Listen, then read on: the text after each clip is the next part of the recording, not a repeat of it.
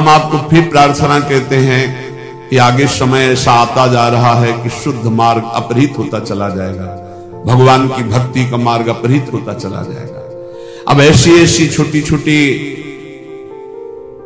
टुकड़ियां बन रही हैं धर्म को लेकर के, बांट बंटवारा करके, अपने ही धर्म की अवहेलना की जा रही है, अपने ही भगवान की मान्यता को मिटाया जा रहा है। बहुत से तो ऐसे अपवित्र हृदय के हैं कि भगवान के स्वरूप को, भगवान के अवतार को, भगवान की लीलाओं को ही नहीं मान रहे। पता नहीं कौन सा ज्ञान जागृत हो गया है।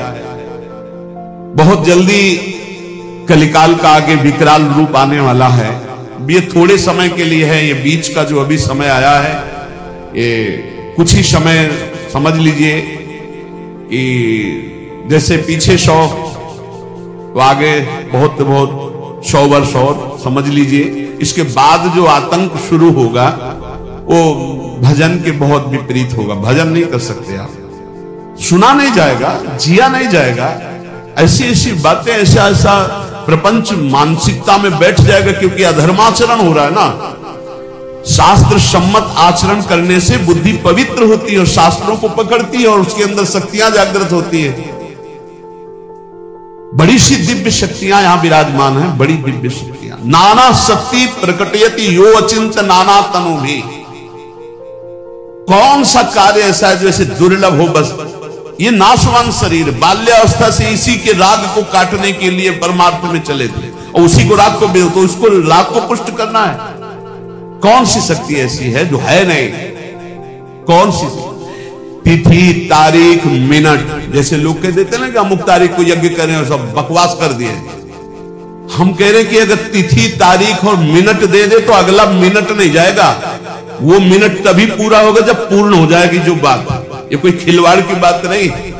राधा नाम में अपार सामर्थ्य विराजमान है। वृंदावन धाम में नाना शक्ति प्रकटयति वो अचिंत नाना तनु भी। कोई भी दुर्लभता नहीं। एक बात इसमें कि एक साकरी गली है प्रेम की, जिसमें प्रवेश हुआ जाता है तो साथ छोड़ करके निकला जाता है। लेकिन ऐसा ना समझे। एक बार श्री सदगुरुदेव भगवान ने कहा था कि ऐसा ना समझे जब दास उदास हो जाता है तो उसके स्वामी की अचिंत शक्तियां अपने आप काम करने लगती हैं। इसलिए दासों से बहुत होश से रहना चाहिए। इष्ट के विषय में जब कभी बोलने की बात हो तो सोचना चाहिए इस इष्ट के अनेकों व्यक्त और अव्यक्त दास है। सोचो क्या हालत होगी जब हरिराम व्यास जी ने केवल कबीरदास जी के लिए इतना कहा कि वो तो निर्गुणिया संत हैं, वो नित्य विहार रस प्रिया प्रीतम का, इतने में उनकी लीला बंद हो गई तो इनका क्या बंद हो जाएगा? इनका क्या हो जाएगा? जो लोग भगवान के वचनों से निंदा करते हैं, अवहेलना करते हैं, तो भगवान तो करुणा निधान, लेकिन उनके भक्तों को जो ताप पहुंचता है उस ताप का हिसाब कौन देगा? ये ना समझा जाए कि भगवान के भक्तों में शक्ति नहीं है। अनंत शक्ति संपन्न भगवान का दासत्व स्वीकार किए, पर वो एक मार्ग है जहां एक शर्त रखी गई है। किसी भी शक्ति का प्रयोग, किसी भी सिद्धि का प्रयोग किया तो इस मार्ग से हट जाओगे। इसलिए चुप, पिट भले जाएं, गाली भले खा ले, सब कुछ सह करके वो सीधे प्रभु की प्राप्ति के मार्ग में चलते हैं। नहीं तो श्रीपाद कह रहे नाना शक्ति प्रकटयति यो अचिंत नाना तनु भी।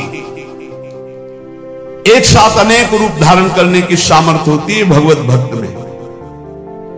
एक ही समय में अनेक जगह एक तन, अनेक जगह में तन धारण करके नाना शक्तियां उसके अंदर जागृत हो। आप नाम जप करके तो देखो, भगवान के चिंतन में तो देखो अपार शक्ति है।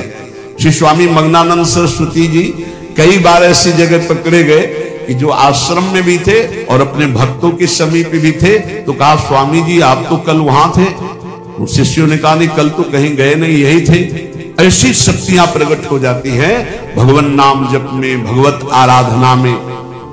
नाना अवस्था दद दुर्विधान योभिर वैर दृशौघाम। असीम प्रेम, असीम रूप माधुरी, असीम भाव, असीम रसधारा सब इसी नाम में विराजमान। जो राधा राधा राधा रटते हैं, असीम शक्ति जागृत हो जाती है। वो जो योग से सिद्धियां प्राप्त होती है वो राधा नाम में। श्री राधा की नाम लुठत चरणों अद्भुता सिद्धि कोटि। कभी किसी के द्वारा ये कहे जाने पर राधा नाम या राधा तत्व पर तुम्हें किसी को भी कोई संशय हो तो वृंदावन धाम में आना, श्री जी के चरणों के दासों से पूछना, तो तुम्हारा संशय निवृत्त हो जाएगा। ये बाहरी लोग श्री जी के विषय में, राधा नाम में, राधा महिमा में ये अनभिज्ञ हैं। कोई अगर जानता है तो किसी रसिक से मिलकर जानता है, अन्यथा नहीं जानता है। उपासक, जब तक शरीर तुम्हारा स्वस्थ रहे तब तक किसी दूसरे शरीर से अपने शरीर की सेवा मत लो, नहीं तो भगवत प्राप्ति में बाधा पड़ जाएगी। ध्यान दीजिए, बहुत काम की बात है। ए जरा पानी लाना, नहीं, अगर उठ करके लाने लायक हो तो स्वयं लीजिए, किसी से पानी मत मांगिए। ए अमुक काम कर दिए, बिल्कुल नहीं। अगर ऐसा करते हो तो यहाँ संत महापुरुष निषेध करते हैं। जो दूसरों से अपनी सेवा कराता है, शरीर स्वस्थ होते हुए अपने शरीर की आराम व्यवस्था चाहता है, वो नरक भले प्राप्त कर ले, ब्रह्मबोध तो नहीं प्राप्त कर सकता, ना भजन कर सकता है। नियम लो, जब तक शरीर स्वस्थ है किसी से पानी की भी चाह मत करो। अपना कपड़ा लत्ता, अपनी कार्य व्यवस्था, अपनी दिनचर्या अपने हाथ से होनी चाहिए, किसी का भी सहयोग नहीं। और ऐसा था इसलिए कह रहा हूं कि अब तो भगवत सहारे है, किडनी खराब है तो जैसे प्रभु रखे, नहीं तो भिक्षावृत्ति और अपने दिनचर्या में अन्य संत भगवान की सेवा करना, लेकिन अपनी कभी किसी से सेवा किसी भी तरह की न कराना।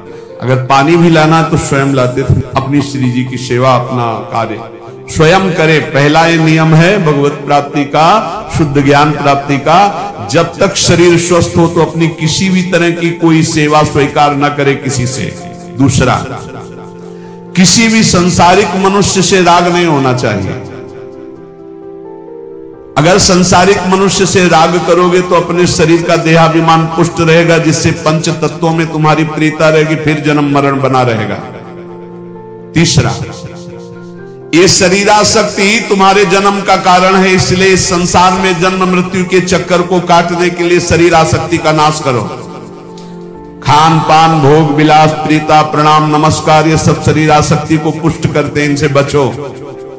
उचित भोजन, उचित जलपान, एकांत सेवन, श्री जी की सेवा, असंगता अपने शरीर से, असंगता अपने, हर समय शरीर का चिंतन होता रहता है, ध्यान से देख लो। इसी के चिंतन को बदलकर प्रभु के चिंतन में जो निरंतर कर देता है वो भगवत प्राप्त हो जाता है। चौथा, मन और चित्त की वृत्तियां संसार में दो ही तरह से जाती है, एक रागात्मक, एक द्वेषात्मक। जो राग द्वेष से संसार का चिंतन करता रहता है वो अज्ञानी है और दुर्गति का पात्र बनता है। इसलिए राग द्वेष का त्याग करके निरंतर सब में भगवत भाव रखते हुए खूब भजन परायण रहे।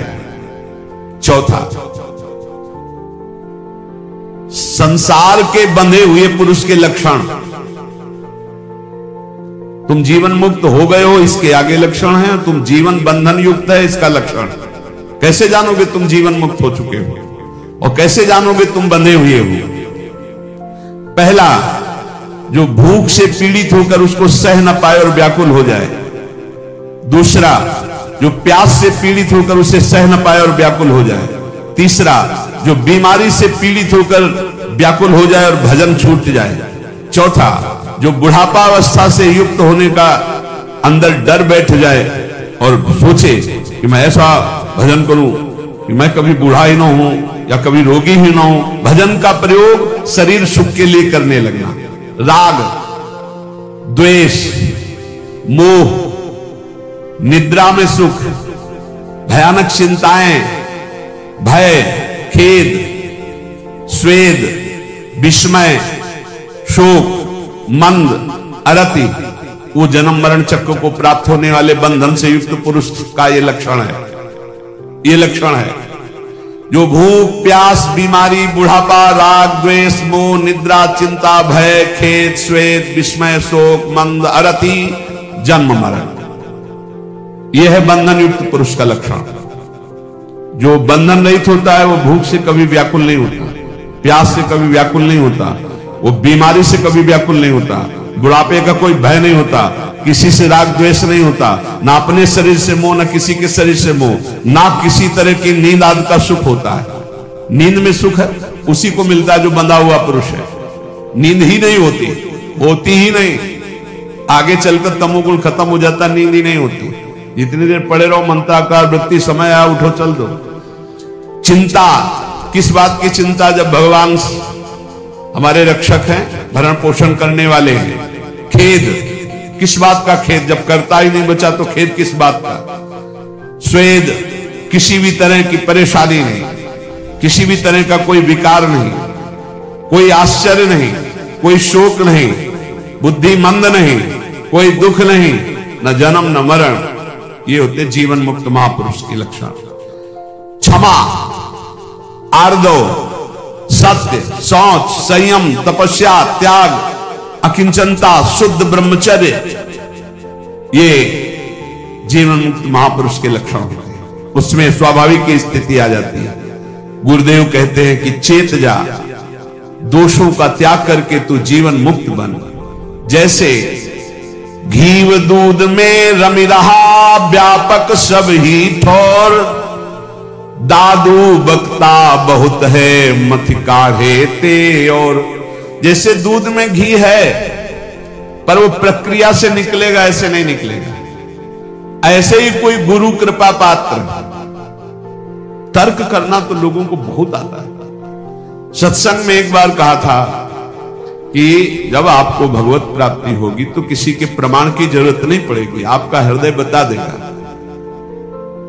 किसी ने प्रश्न किया, सुखदेव जी को तो प्रमाण की जरूरत पड़ी, वो जनक जी के पास गए, वो आपने तो कहा प्रमाण की जरूरत नहीं, तो सुखदेव जी ने गुरु बनाया था क्या किसी को?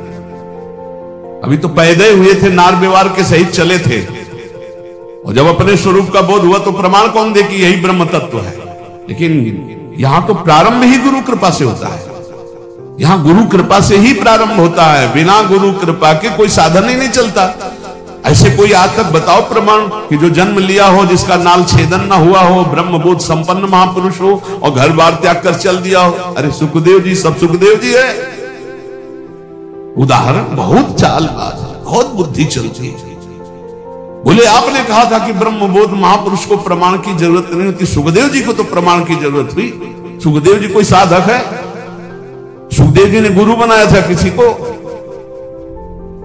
नार व्यवहार सहित ऐसे चल दिए। यम प्रव्रजंतम अनुपेतम अपेत कृत्यम द्वैपायनो विरह कातर आजुहाव। पीछे पीछे द्वैपायन भगवान व्यासदेव जी, हा पुत्र पुत्री तन्मय तया तरो भिने दुस्तम सर्वभूत हृदयम मुनिमान तो उसमें एक बार मुड़ के नहीं देखा, सुको हम वृक्षों से निकलने लगा। पर जब ब्रह्म बोध महापुरुष को लगा कि क्या ये जो हमारी स्थिति यही पूर्ण स्थिति है। अब ये कैसे आया? क्योंकि गुरु नहीं बनाया। गुरु के बिना पूर्णता कैसे होती? जाना पड़ा गुरु जी के पास, और यहां तो शुरुआत ही गुरु जी से होती है। अगर कोई परमार्थ का साधक है तो गुरु प्रदत्त नाम मंत्र से, तो गुरु हृदय में बैठ के बता देगा यही स्थिति है। इसीलिए कहते तुम्हें किसी और से प्रमाण की जरूरत नहीं, क्योंकि गुरु मंत्र मिल गया है। क्या कहा जाता है? गुरु मंत्र, मतलब गुरु ने अपना सारा स्वरूप दे दिया। नाम सुकृत धन अपनी जीवन अतिहित मान देते वरदा। दूध में घी है, रम रहा है, लेकिन बिना प्रक्रिया के नहीं जान सकते। वो प्रक्रिया गुरु से मिलती, युक्ति से मुक्ति।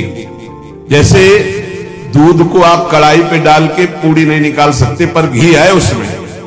पर जब उसे दही जमाते हैं, मंथन करते हैं, मक्खन निकालते हैं, फिर उसे तपाते हैं, तब जाकर घी बनता है। ऐसे ही परमात्मा सबके हृदय में है, पर कोई गुरु कृपा पात्र युक्ति जानता है गुरुदेव से, और वो विचार के मंथन के द्वारा ज्ञानाग्नि को प्रज्वलित करके साफ कर्म संस्कार भस्म करके परमात्मा को प्रकाशित कर लेता है। दादू मन ही सोमल उपजय, मन ही सोमल धोई, सीख चले गुरु साध की तो मन निर्मल होई। अगर मन मनमानी किया जाए तो मलिन हो जाता है, और यदि साधु गुरु की आज्ञा में चला जाए तो मन निर्मल हो जाता है। मलिन मन बंधन कारक और निर्मल मन भगवत प्राप्ति कराने वाला। इसलिए राम जपे रुचि साधकु, साधु जपे रुचि राम, दादू दोनों एक टक यह आरंभ यह काम। जो नाम जप करता है, जैसे हम बोले राधा तो किशोरी जी भी हमारे का स्मरण करते हैं, पक्का समझो, संतों ने देखा है। अगर तुम एक बार कहते हो राम तो राम जी भी तुम्हें सुमिरन करते हैं, एक बार कृष्ण तो कृष्ण जी भी आपका सुमिरन करते हैं। इसलिए विश्वास करो, आप राधा राधा रट रहे तो श्री जी आपको देते। तभी कहा गया बिसरी हो ना बिसारी हो, यही दान मोहि देव, श्री हरिवंश की लाडले मोहि अपनी कर लो। मैं आपको न भूलू, आप हमें न भूले।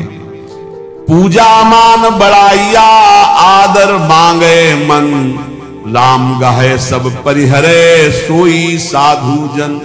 पूरा संसारिक आदमी यही चाहता है, पूजा मान बढ़ाई, रुपया पैसा। लेकिन साधु वही है, भगवान का भक्त वही जो भगवान को चाहता है, केवल भगवान को। भरण पोषण तो भगवान अपने आप करते हैं। विष सुख माही रमि रहा, माया हित चित लाई, सोई संत जन उबरे, स्वाद छोड़ गुण गाई। सब विषय सुख की चाह करते हैं, भगवान की चर्चा करने पर भी।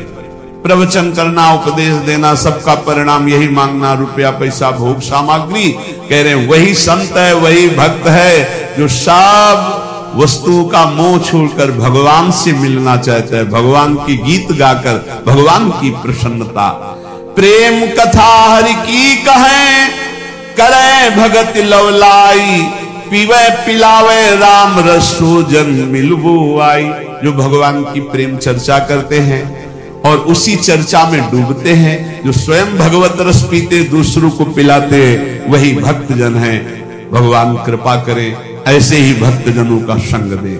मनुष्य जीवन का एकमात्र लक्ष्य प्रभु की प्राप्ति, उसका उपाय स्मृति, अखंड स्मृति। सब कुछ भूल जाएं, एकमात्र प्रभु का चिंतन करें। इसलिए सबसे प्रार्थना है, ऐसे लोगों से ना मिला जाए जिनसे हमारी भक्ति क्षीण हो, ऐसे प्रवचन न सुने जाए जो हमारी भक्ति, हमारी आस्तिकता की जड़ों को काट दे, और बहुत सावधानी पूर्वक सत्संग किया जाए।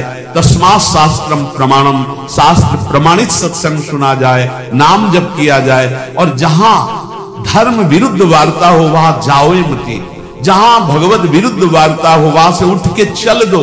ऐसे लोगों से हमारा कल्याण नहीं होना, जिनको कोई भगवान से मतलब नहीं है, कोई भक्ति से मतलब नहीं, केवल रुपया पैसा दिखावा संसारिक, इससे लाभ नहीं होना। भक्ति का रंग नहीं आने वाला। मनोरंजन भले खड़े होकर के कर लो प्रश्नों उत्तर, लेकिन आनंद की अनुभूति नहीं होने वाली। बहुत कम समय है, मनोरंजन में नष्ट नहीं करना। एक एक क्षण नाम जप करते हुए सावधानी पूर्वक चलो तो प्रभु के पास पहुंच जाओगे। और आगे ऐसा समय आने वाला है, बार बार कह रहा हूं, जिसमें भक्ति नहीं बनेगी, भगवान की प्राप्ति होने में बहुत बाधा खड़ी हो जाएगी। अभी कुछ ऐसा समय है, नाम जप कर लो और निकल चलो। इस समय हवा चली है भगवत प्राप्ति की, निकल चलो, बहुत बढ़िया अवसर है। नहीं पीछे ऐसा समय था, रामकृष्ण हरि बोले तो गला काट दिया जाए, यही काट दिया गया वृंदावन में। आगे भी ऐसा समय आएगा कि प्रवचन नहीं कर सकते, नहीं बोल सकते। जैसे अब वर्णाश्रम आश्रम धर्म व्यवस्था में नहीं बोल सकते आप, ऐसे आगे आएगा भगवान की चर्चा नहीं बोल सकते। आएगा कलिकाल का ऐसा प्रभाव बढ़ेगा। ये मत सोचो कि इस जन्म में नहीं तो अगले जन्म में हो जाएगी। इसी जन्म में भगवत प्राप्ति करो। अगला समय बहुत घोर आने वाला है जिसमें भगवत प्राप्ति नहीं कर पाएंगे। इसलिए खूब नाम जप करो, नाम कीर्तन करो, भगवत लीला कथा गाओ, भगवत लीला कथा सुनो। शेष चर्चा आगे। श्री राधा वल्लभ लाल की